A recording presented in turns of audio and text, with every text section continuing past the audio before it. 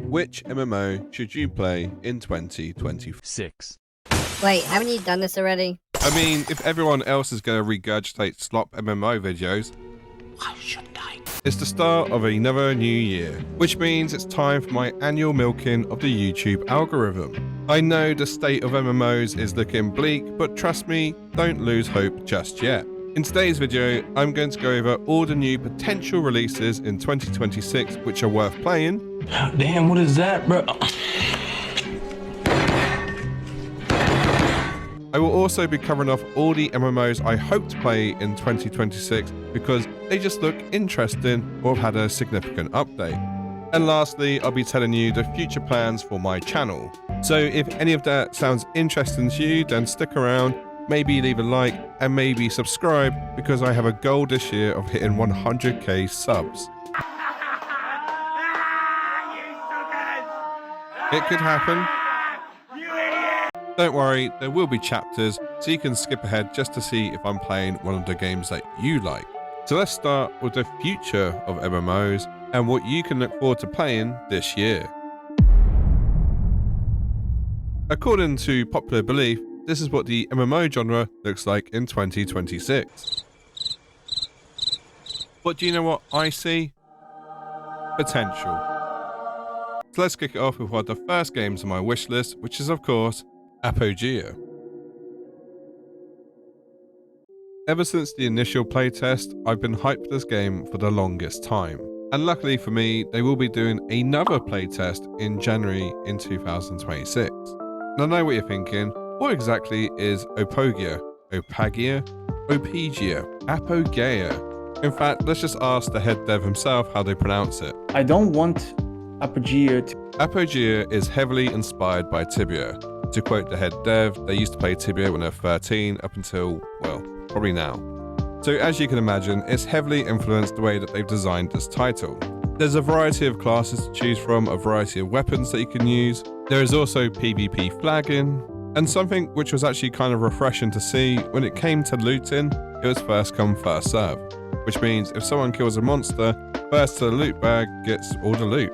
Now, there are talks of changing this, putting a loot protection on, and even having PvP flaggers not affected by loot protection. So it looks like there's some interesting systems they're trying to flesh out. But personally, I just like the RPG feel about it, and it did seem quite social.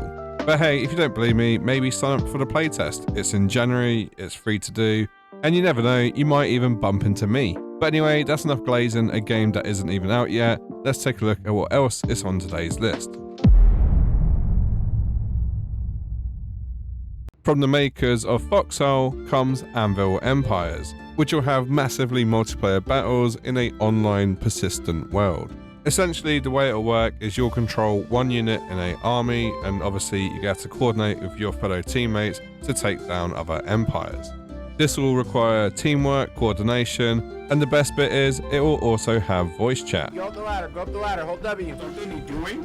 Hold S, left side. I can't do it. Left, go! I'm trying to... That's what I'm saying. Okay, I'm full out. Go, boys. Go, boys. We got it. Obviously, I know this won't be to everyone's taste, and trust me, it probably won't be that loud. When I played Foxhole, it was a lot of fun and people were just generally social. I think this will garner quite a wide audience because it will appeal to people who are just casuals wanting to pretend to be in the Roman army, and then you'll have the sweats who live their life like they are in the Roman army. There isn't a confirmed release date for this yet, however, I believe there is another playtest scheduled for 2026. Either way, it's one that I'm truly excited for and I hope to play. So I tried Drakantos out last year on a whim, and quite honestly, it wasn't horrible. It's a 2D MMO, which was actually surprisingly popular given the fact that it just came out of nowhere. Looking back at it, it does give me Realm of the Mad God vibes, however it is less chaotic, and I do believe they're aiming to be free to play. After the first playtest, a lot of feedback was given, in particular about the movement, and they've gone ahead and changed it. So it does bode well for them that they are listening to their audience. So maybe, just maybe, there's a chance they can deliver. Stars Reach is a game with a lot of pedigree behind it. This title is being made by the original creator behind Ultima Online and Star Wars Galaxies. That alone is enough to get excited about, but what also makes it more exciting is the fact that they're not trying to do a traditional MMO. It has more in common with No Man's Sky than it does World of Warcraft, but it's taken the best bits from Ultima Online and Star Wars Galaxies and essentially put them into a survival MMO. And it does seem to be quite popular. The Kickstarter got fully funded, and even I was convinced enough to back it. But I think what's appealing is that there's been plenty of playtests, they have an active Discord, and they're not trying to make this MMO for everyone. It's pretty much a very precise crowd of people they're aiming for, and for that reason, and that reason alone, I feel like it could be successful. They are aiming for a full release in 2026, so there isn't long to go, and honestly, I think this could be a really big hit. So if you like the survival genre and you like Star Wars Galaxies, well, this could be the perfect combination. Hello Games, the makers behind No Man's Sky, is developing their second title, which is of course Light No Fire. My personal opinion on No Man's Sky is that yes, it's a good game, but I do kind of get bored quite quickly. I can sort of sense what the problem is with you. What? You're retarded. A little. I just feel like there's too much to explore and it's easy to feel lonely considering it's a MMO. So the fact that they are downsizing to a planet as opposed to the whole universe definitely has a lot more appeal. And hopefully in turn, this will make it more sociable. So what exactly should we expect from this new title? Well, the key aspects is the multiplayer, there's crafting, there's base building, there's flying mounts, and there's a variety of races to play as. But in regards to finer details, well, they're keeping their cards close to their chest. And that includes the release date, which they said could be as early as 2026, but no guarantees. But keep in mind, last time they rushed the release, they got absolutely annihilated for it, and I don't think they'll be making that mistake anytime soon.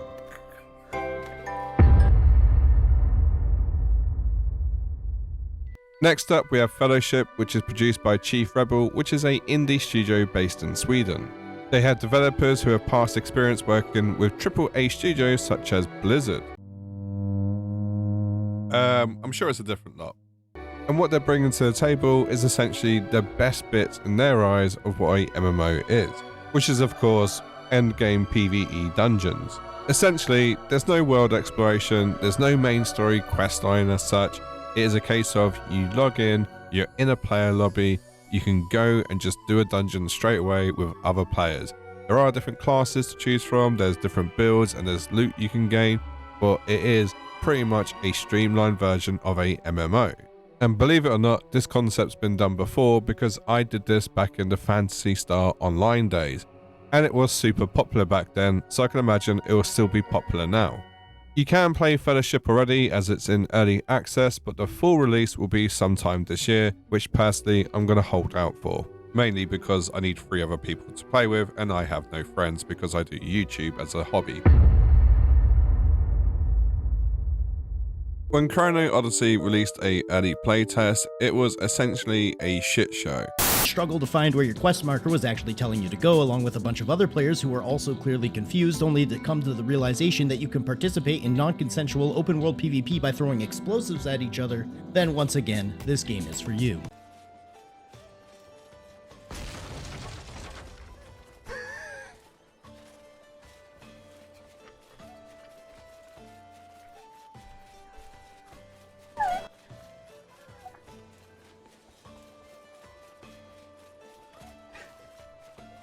However, it was a shit show which hopefully they've learned from. Personally, I avoided the playtest because it did look pretty rough and raw. However, there were some good takeaways.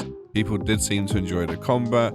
There were overland bosses which were almost Souls-like in their difficulty.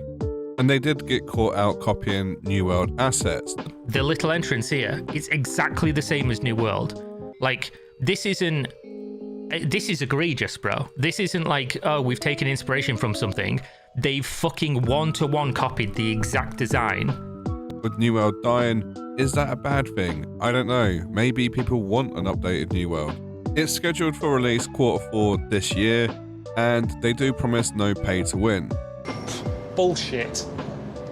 with a focus on cosmetics and a battle pass. There isn't a box price as of yet, although that's still to be confirmed. So yeah, it could be a decent release, it could be tragic. Either way, I'm happy that something's been released. Sticking with Korean slop, next up is Archeage Chronicles, which was due for release in 2026, although we haven't even had the beta yet, so more likely beta first in 2026 and then release 2027, maybe?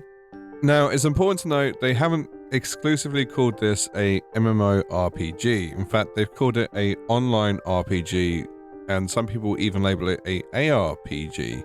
So I think what they're trying to do here is more cater for the single player market with a online presence also available. So if you've ever played Where Winds Meet, I think they're going for that sort of design. A shared world where other players can be seen, but they're not vital to your actual gameplay. Personally, I think that's not a bad idea given the state of current MMOs. I think that's actually a fresh approach at this current state. And also, I like the looks of the actual game itself. It does look quite intriguing, the combat looks actually decent, and even the graphics are somewhat quite mesmerizing. But trusting a trailer is like trusting a girl's Instagram pictures. You just don't know how much filtering's going on. Don't get me wrong, I think there's a good chance this game will look similar to the trailers, but there's also a chance that it ends up being one of those, you know, VTuber reveals where it's just some fat guy pretending to be a girl. But anyway, I'm excited to see the beta at least, so 2026, show us Archeage Chronicles, please, for the love of God. Believe it or not, quite a few people are excited to play a MMO which goes back to the classic age of EverQuest, and Monsters and Memories does just that. There is a large amount of the MMO community who still suffer from something called nostalgia, and indie developers are all trying to capitalize on it, and it's not without good reason. You have to remember, a lot of the MMO community is of an age where, you know, WoW and EverQuest was their first MMO, and they do want to play something similar to that. There's been several playtests already, and each one's getting more and more popular, and I'm even hearing people who are under 30 saying that they want to play this game. So will 2026 be the year of the boomer MMO? Well, it's hard to tell at this early stage, but I think there's a good chance we might see a resurgence in these old classic style MMO RPGs. Either way, I think I'll give this a go when it does come out, and don't walk into the light just yet, Nan. There's still hope on the horizon. Sticking to the theme of boomer MMOs, we have Adrullan Online Adventures. It was originally named Evercraft, and with the art style, I think people were getting this confused with some sort of Minecraft mod, when in actual fact it has more in common with EverQuest. This is another title which had several stress tests in 2025, and once again received quite a lot of positive feedback. I think what this game does really well is that it makes MMOs seem more approachable and user-friendly. By giving it this Minecraft sort of aesthetic, I don't think too many people are going to get lost in the menus. And it does also give off this whimsical, cozy feel about it, despite it being somewhat of a grindy MMO. And from what I've seen of other people's playthroughs, it has been quite social as well. I'm sure we can expect more playtests throughout 2026, and you never know, maybe even a release date. Either way, certainly one I hope to check out. Now, Hytale is a controversial one to add to this list because some people say it's not an MMO, where others will say it's a MMO light. Then we go down the path of, if you have a player lobby with hundreds of players, does that make it a MMO, even though there's a single player mode? And then we get onto the whole subject of Where Winds Meet, and people just start screaming at each other in the comments. I bet you thought I was going to put a clip of someone screaming, didn't you? You did, didn't you? But I didn't. Instead, you get this. I hope you enjoy it.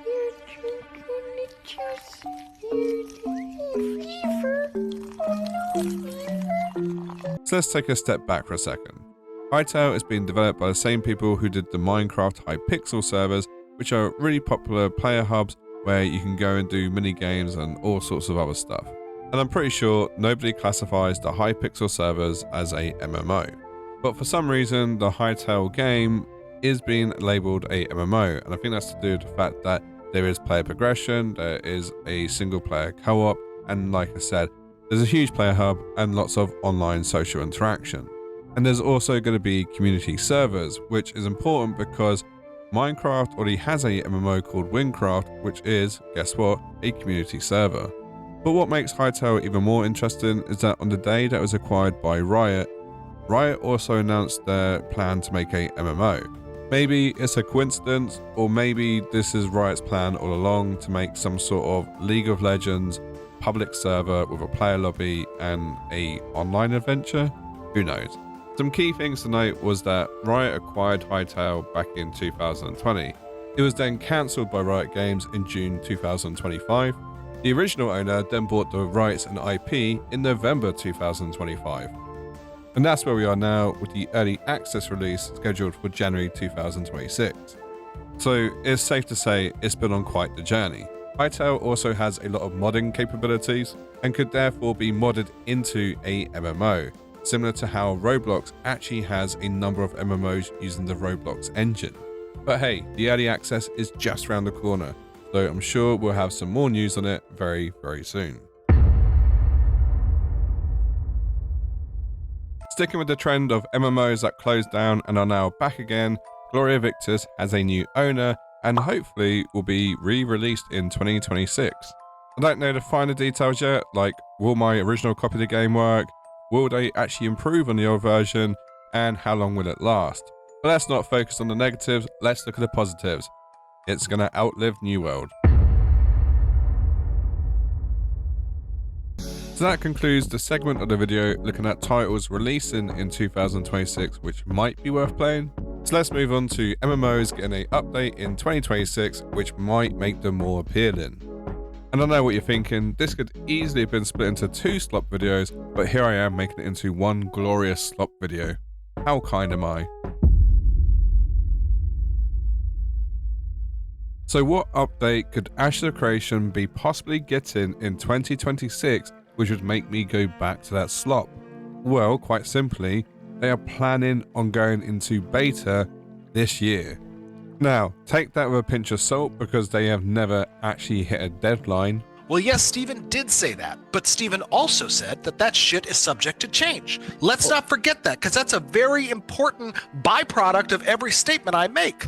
This guy literally talks like a fucking politician. So dumb, it's brilliant. No! It's just dumb! And the only beta looking thing about Ashes of Creation right now is some of its cultist fan base. Be gone from me, you soy boy beta cock. However, if it does release in beta this year, which means it gets all the updates they've promised and they give everyone all the JPEGs they bought, then I will take a look at it once again and potentially do a second round of 100 hours just for your viewing pleasure. But just to reiterate, this is the same people who said there wouldn't be a box price, that the Alpha 2 would be persistent and wouldn't get wiped. Alpha 2 would launch in Q3 2024. It didn't. And they were going to implement server meshing, which would mean the game wouldn't lag. I look forward to playing the beta once Ashes of Creation is sold to Broadsword.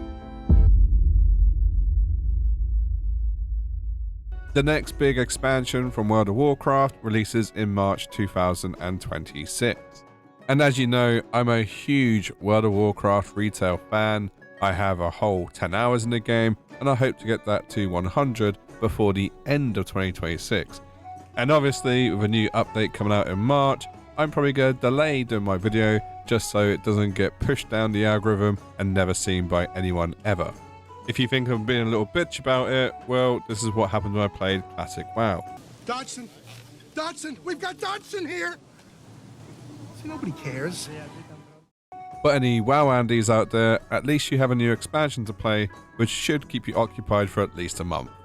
And big shout out to Blizzard for being ahead of the curve and releasing such innovative content like housing in an MMO, which has never been seen or heard of before, and has definitely never ever been over monetized by other MMOs. New World is of course releasing the greatest update ever, which is maintenance mode. No one exactly knows how this is going to turn out, nobody even knows when it's going to drop, but what we do know is that it's certainly going to make the game very, very dead. F in chat. Oh. For me personally, I do look forward to playing the new content they released because I never actually got around to doing it, and now the game is dead. Surely it's going to be just as exciting. Also, side note, I love the fact that all the New World people jumped to Ashes of Creation because they were scared of losing all their progress. But what the fuck do you think's going to happen to Ashes of Creation? Heartwood Online is a indie MMO I've had my eye on for quite a while now. There's 3 developers behind this title, it's free to play, and it's going to have its full release this year. And you know me, I love a good indie MMO, so I will be checking it out, and yeah, watch this space. No, this wasn't a sponsor, I generally like the looks of this. Guys, I like whimsical shit, I like Stardew Valley, get over it. Pantheon Rise of the Fallen released in early access last year, and it actually did pretty well. However, there's still a long way to go for this title, and they have a lot of updates still to be released. I did plan on doing 100 hours in this title, I just never got round to it, mainly because, well, they were still updating it. So maybe this will be the year we get to see the product be a little bit more finished and polished. Bitcraft Online released in early access last year, and despite not being mega popular on launch, it has retained a lot of its player base. 2026 should be a big year for it as they release more updates and potentially go into full release. I only ever managed to play in the early playtest, and it certainly had legs about it.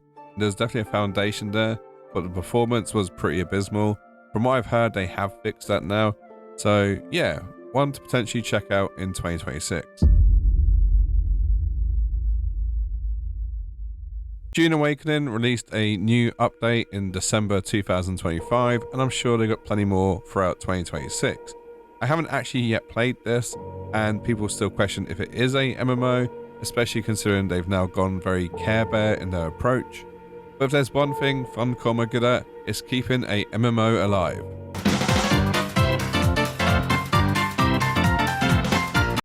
Oh yeah, wait, except for those ones. But generally speaking, they look after their MMOs, right? Right?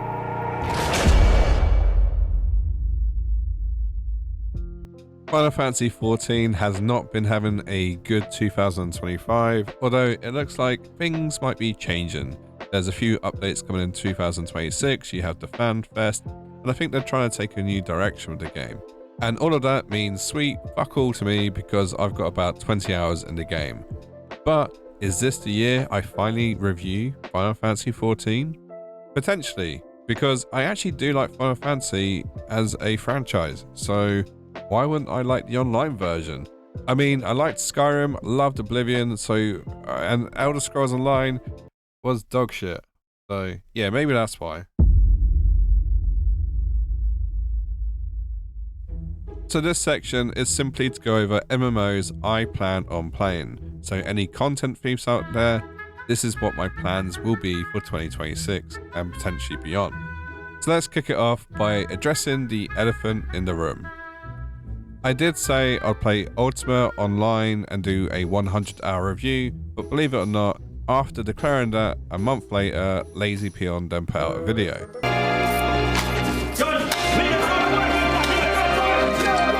And he covered off really well, and I just felt like my video just wouldn't do well after that. It would just be like I'm trying to copy him.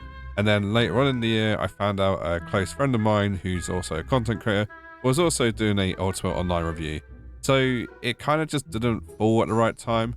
However, 2026, I'm pretty sure I could find time to do it. So that's one of the plans for the year, is to finally review Ultima Online. Guild Wars 1 has been on my list for the longest time, and every time I've gone to do it, we've had Mitch Mannix, we've had Idol, we've had Wader, all of them cover it off way before me. And it just makes it really awkward because, as I said, I'm not one for just parroting other people's content, and I enjoy watching these people. So I don't want to take away from their videos, and I don't think I would anyway. I just want to be able to do it when no one else is really touching it. I don't believe in following meta. I always fail every time I try and cover off a new game when everyone else is covering it off.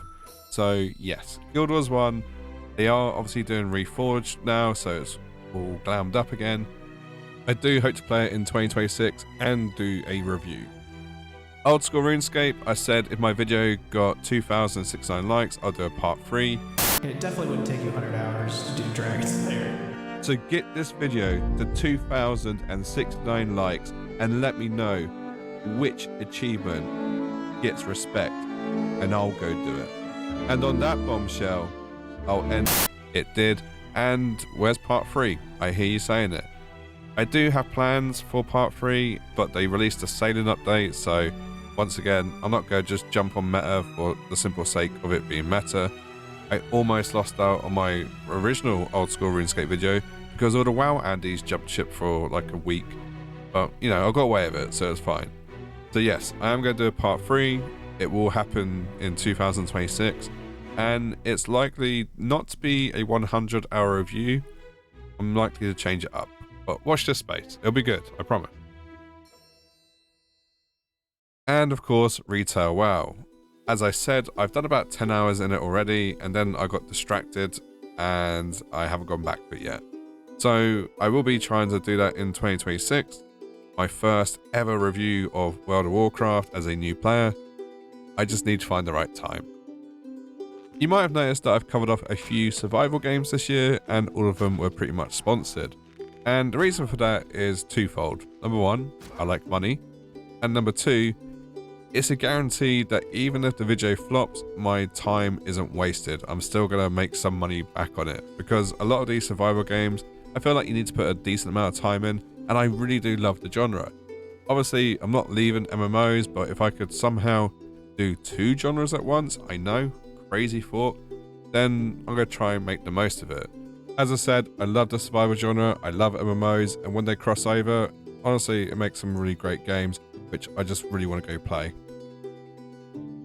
And whilst we are on the subject of sponsors, I just want to point out that yes, I've done a fair few since October. I think I've done about 8 sponsors, which when you add it up in total, I've done like 460 videos and only 10 of them are sponsored.